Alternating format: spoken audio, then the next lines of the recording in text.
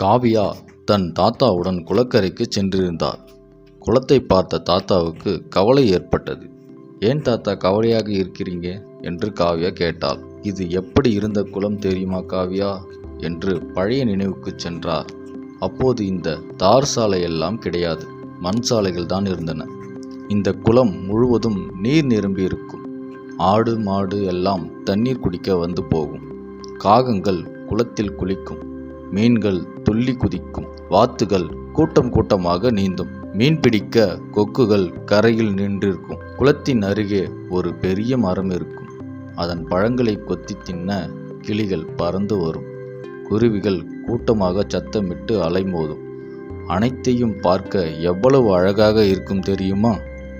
ஓ, அப்படி இருந்த குளமா இது? எனக்கும் அந்த பழைய குளம் வேண்டும் தாத்தா. நான் ஊர் தலைவரிடம் சொல்லியிருக்கிறேன், அவர் சரி செய்து கொடுப்பார். இதை கேட்டதும் காவியா மகிழ்ச்சியாக சென்றாள். நீர்நிலைகளை பாதுகாப்பாக வைத்திருங்கள்.